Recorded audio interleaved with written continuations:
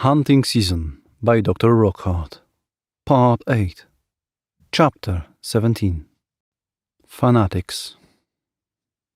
God hovered over Adira's unconscious body after yanking the door of the cage off. Drops of blood trickled down the side of her cheek as a small yet deep gash leaked fluid. God had latched onto her leg with his teeth and pulled a little too hard, accidentally sending her flying back until she smacked a tree. He was surprised she was still alive at that point, especially after treating her like a chew toy. It was an innocent bite, according to him, caused in the heat of the moment. God attempted to lick the blood off as best as he could, but the flesh was proving to be too tempting. He had to stop and let it dry on its own. Adira didn't wake up, even as he began working on her wound. He ripped her shirt with one swipe of his claw, wrapping the thin material around her leg securely just so the scent wouldn't bother him anymore. It was at that point once more where he had to wait for her to get back up, but waiting was proving to be too difficult. He crawled towards the sleeping beauty, running a nail down her neck until he slowly lifted it back up to her cut cheek. Without any thought, he pushed the tip of his finger into the damaged flesh until Adira woke with a gasp.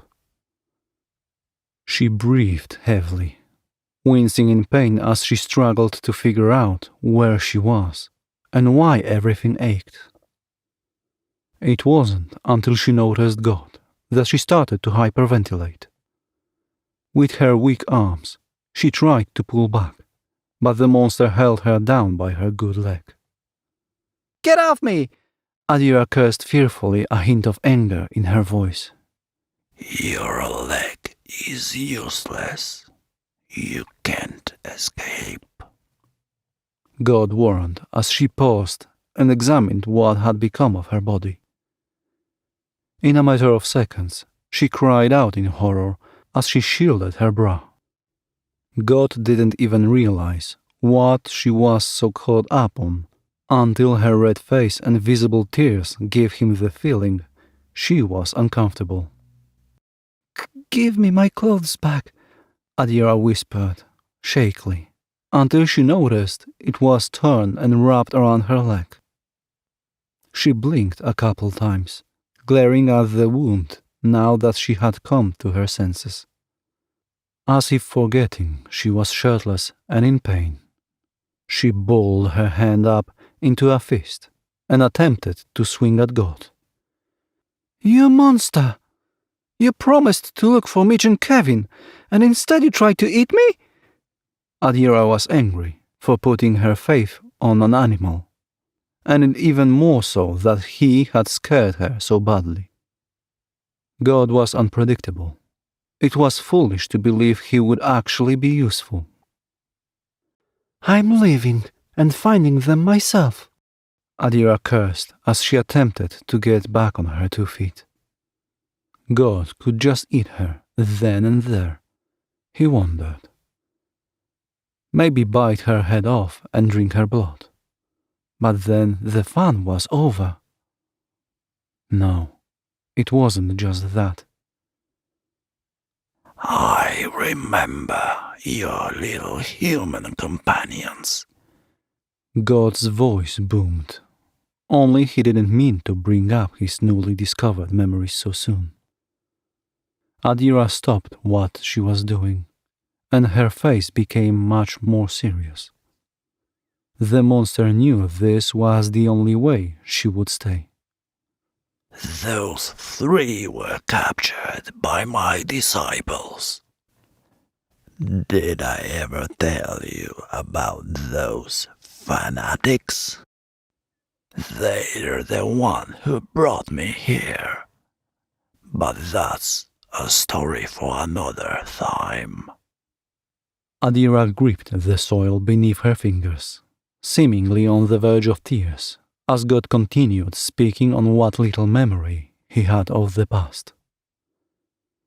She didn't seem to want to hear the rest of what the beast had to say, for fear that more horrifying news would be thrown at her. "Why didn't you tell me before?" Adira whispered, tears trickling down her eyes at the thought of her boyfriend being held hostage by lunatics. "Where the fuck are they? Where is Mitch?" God couldn't remember, and didn't exactly want to. All he recalled was the taste of blood and screaming. Endless screaming. "You're taking me to those fucks who kidnapped him, you hear me? Right now!" Adira forced herself to get up and didn't even bat an eye as her leg oozed more blood. She rested on a tree to adjust her bra and wipe her cheek, then marched forward.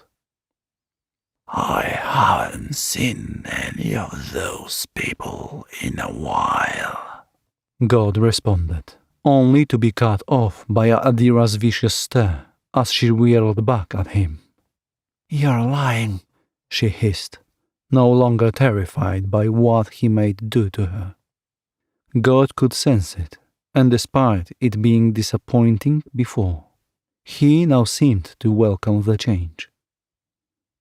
Perhaps, God trotted up to her, watching the woman next to him, with a hint of curiosity and admiration. Aren't you afraid? Adira's hands shook, her legs trembled, and her breathing was heavy, but she knew at one point she had to confront her fears. Whether he was dead, injured, or captured by psychopaths who worshipped the freaky dear man next to her, she had to put on a brave front for the man she loved, and try her best to find him no matter where he was. Yes, she was afraid, but Mitch always told her doing something that felt scary meant you were doing something very brave. "Lead me to them." Adira nodded reassuringly to herself and looked up at her strange companion. God could tell there was no point in instilling her head with worries and doubts. She wasn't backing out. Besides, no matter the outcome, he had to remember she would stay with him. Though it was true, he hadn't seen his disciples in a while.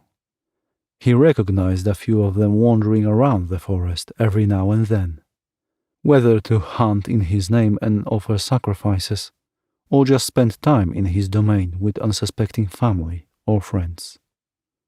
In fact, he could already pick up the scent of one of them. God sniffed the air as he pulled off his jacket, tossing it to the surprised woman beside him. She slowly took it, unaware of why he was giving it to her as she stared at his exposed upper body. God was built well, but looking at his skin was like looking at bottomless pit, pitch black and radiating cold energy. Adira must have gotten lost in the darkness, because God lifted his claw up to his neck and sternly asked, What are you staring at? "No, I wasn't." Adira felt uncomfortable and stupid as she pulled the jacket over her body. It was like a long robe, but it shielded her from the wind and covered her nakedness. She felt too uncomfortable to even mutter a thanks, but it wasn't like God deserved it. He chased her, beat her, lied to her. The last thing that he needed was to be praised for it. God didn't seem to be expecting anything, for he took the lead without another word. Adira followed after, pushing aside what had just happened to focus on more important things. Chapter 18. Revelations. Both Adira and God crouched behind a bush, watching a small family get together by the edge of a murky lake. The smell of grilled steak traveled through air and into Adira's flared nostrils. She forgot she hadn't eaten or drunk anything in a while, and her stomach grumbled angrily. In front of them was a wife, a husband, and 2 children. Even a dog accompanied the lovely group. But despite it being such a pleasant image, Adira felt horrible. How could the husband do this? His family is so perfect. You have to have the wrong people. I never said it was the men. It's the woman. In fact, all my disciples are women. Adira accidentally sneered in disgust, backing away from God as she looked him over. Of course. God didn't understand, but he noticed a hint of something in her voice. What's with that look? I've seen enough movies about crazy female cult people to know where this is headed. They probably run around naked and get used for sex or something. Adira felt awkward talking to a beast about personal bedroom things. But she had to remind herself he hopefully knew nothing of the sort. You watch too many movies, God confessed in amusement. My disciples are insane, but it's another type of insanity. What do you mean? God stood up, making himself visible to the family below them. Adira gasped and tried to yank him down, but flinched when she made contact with his cold, sharp fingers. You're going to get us into trouble. What if they see you? Adira cursed under her breath as she resumed looking at the family. They were all distracted, passing plates around for dinner, seemingly in their own world. It wasn't until the wife stopped and looked towards her direction that she knew they were fucked. Adira didn't know where to go. She crawled away towards a tree bark nearby and watched as the woman spoke a few words to her husband, smiling from ear to ear. She must have told him she would be back, for she heard a faint "serve me a big plate too" from the distance. Adira's heart began to beat fast as the sound of footsteps got louder. Her eyes examined God from behind the edge of tree and the woman who confronted him. She looked like your average housewife, wrapped in a cute dog sweater, some jeans and a pair of pink sneakers.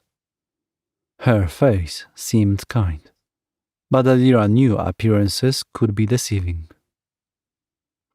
The wife bowed down in front of God, forehead on the floor as she closed her eyes, as if in prayer.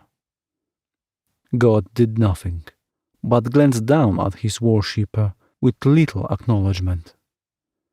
Adira, He finally spoke up. they can't ever seem to understand me. Come out and tell her why we are here. The young woman was confused, but she cautiously stepped out as the wife lifted her gaze from the floor. God was right. Not one of his followers understood the words coming out of his mouth. To them, it was just grunts and growls. He took a chance speaking to Adira, and to his luck, she could comprehend him. Why Adira was so nervous all of a sudden? She gripped on tight to God's jacket and mustered up all the courage she had. She stepped in front of him and glared at the startled woman. I don't know what the hell is wrong with you people, and I don't want to know what you do. But you better listen to me. She pulled out her phone and turned it on, showing the woman the picture of Mitch and his friends. You took them. I want to know where, and I want to know now. The older lady seemed completely cut off guard by this sudden confrontation, and seemingly pleaded to God with her eyes. He merely stood behind Adira, giving no attempt to help. You don't understand, the worshipper finally responded, shaking her head, as she glanced back at her family. Everything we do for the betterment of the earth. Nature is innocent to the sins of man. Surely you understand?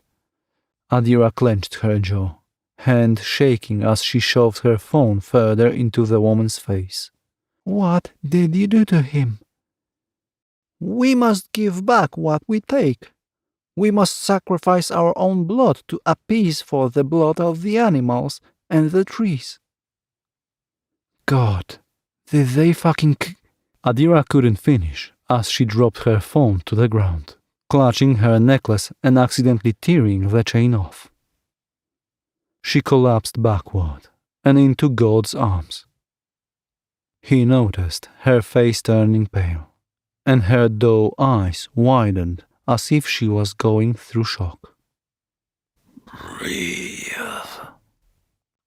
God calmly whispered, laying his companion to one side as he picked up her phone. It was small in his grasp, but he wasn't going to use it. Instead, he began to growl as he threw it at his disciple's face. The latter seemed to know what was going on and buried their face in the ground again, whispering frantic pleas. Forgive me, God. I cannot speak. It will ruin everything. Please forgive.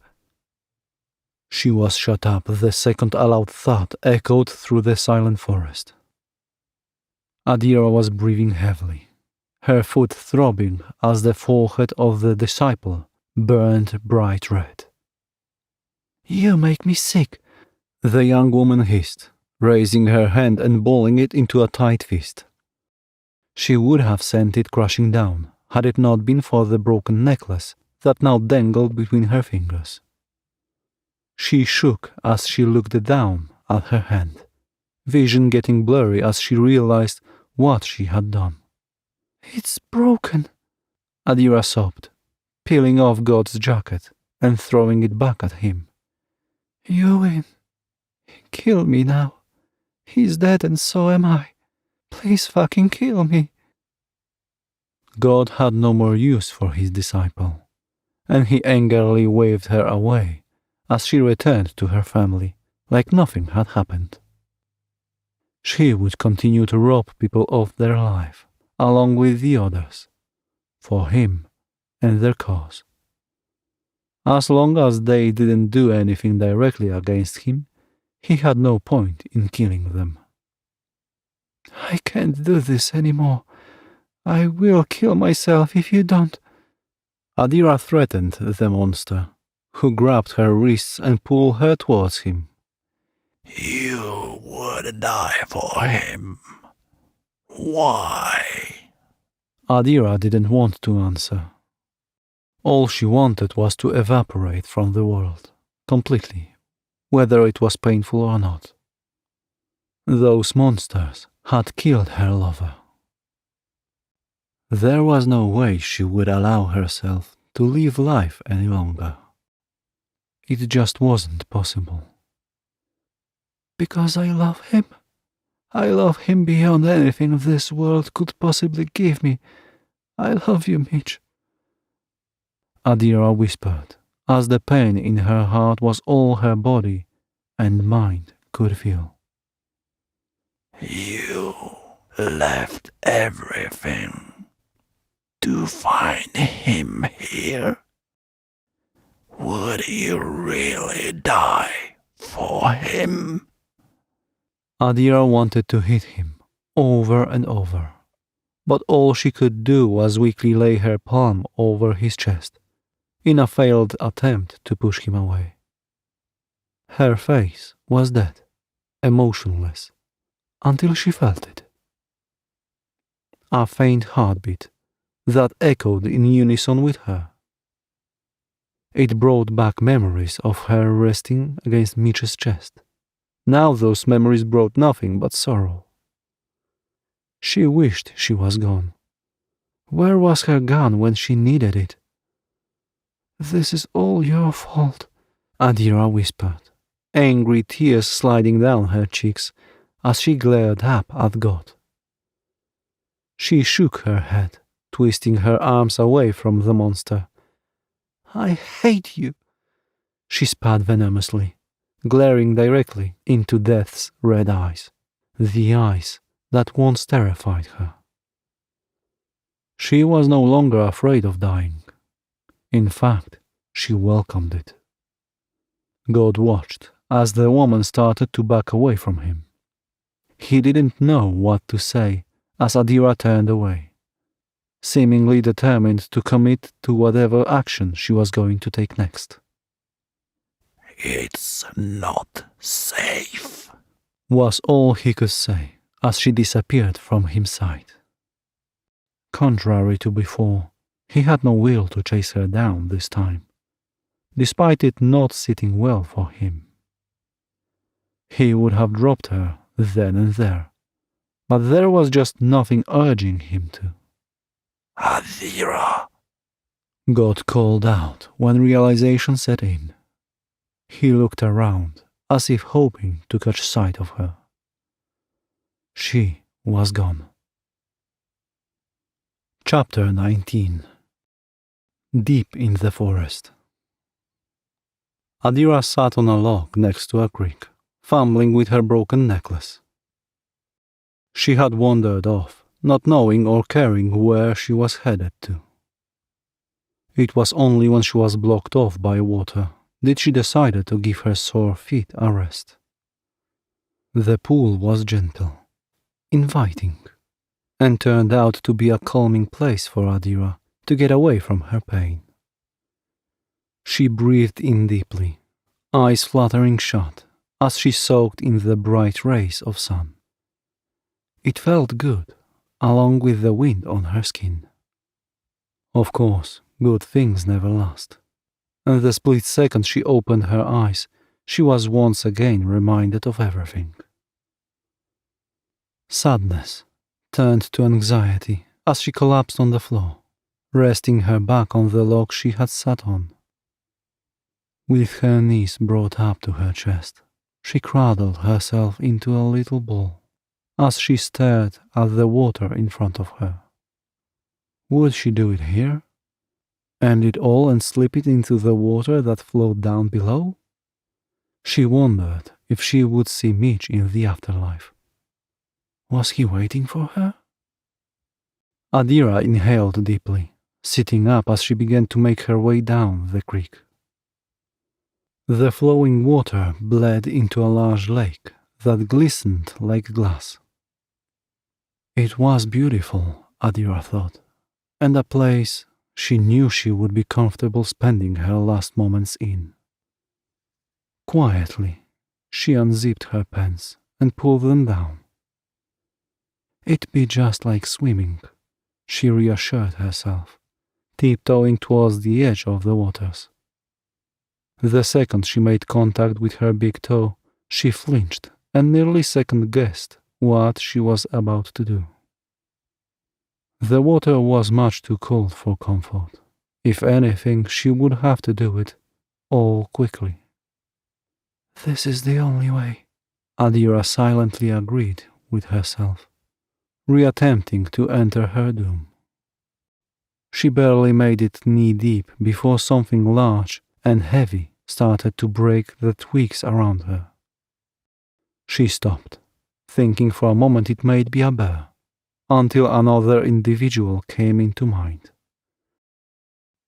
Get the fuck away from me, God, she spat, glaring around to see if she caught sight of the big horned being. To her annoyance, he didn't come out. Even so, she felt like she was being watched. Adira grew self-conscious and dipped herself further into the water until she was neck-deep. It was colder than she imagined, and much, much deeper. She could barely keep herself afloat as she started to stray further into the lake. There was no turning back at this point. She squeezed her eyes shut as she envisioned Mitch under the waves, inviting her to her death. It was the only thing that kept her calm as she sank down. The sensation of descending was calming at first. She opened her eyes and saw nothing but the sun warped above her, along with strands of green plants that gently grazed her skin. Peacefulness, however, soon turned to horror as her lungs began to beg for air. She tried not to think of it, telling herself she could just push herself upwards and breathe again. But when her feet felt nothing underneath, she began to regret her actions. Adira's eyes flew open as her hands flayed around her wildly. She unintentionally gasped and swallowed a large amount of water, a horrible burning sensation going up her nose and down her throat. The woman was no more than terrified of dying, and no thought could comfort her at that moment. She was just about to give up and swallow even more water until something rough took a hold of her. It yanked her up out of the murky depths of the lake and pulled her up to the heavens. She gasped loudly, coughing uncontrollably as she attempted to wipe her hair from her eyes. Grunting could be heard from whoever had rescued her as they dragged her back to the shore and let her recover under the sun's warm rays of light. Adira breathed heavily, trying to grasp what had just happened, before she realized there was someone else beside her. She crawled away from a rather thin, dirty-looking man. The man raised his hands, letting her know she was safe. "You're okay," he spoke in a low voice. "I noticed you walking into the water and didn't come back up. It looked like you needed help." Adira swallowed hesitantly, eyeing her pants and other items along with Mitch's necklace. "I didn't need help," she lied, still unsure whether she should move. The man didn't seem to buy that, and he pulled off an old backpack, rummaging inside for a few items. He yanked out a shirt and some men's shorts, along with a towel that was ripped but still usable. Turning away, the man walked forwards, after gently tossing the items at her feet. He didn't continue looking at her as he spoke, but Adira slowly took the clothes and towel. She examined them, then the back of the man's head as a slow realization crept upon her. "You don't recognize me, do you?" he almost whispered, still facing away from the woman he had rescued. Adira had finished putting her clothes on and slowly approached the man. She circled around to the front, now able to get a better look at him. When their eyes met, shock fell upon her. He gave a small smile and waved gently as tears filled his eyes. Adira brought a hand up to her lips in shock. "Kevin? You're alive?" Thank you for listening to Hunting Season by Dr. Rockhard.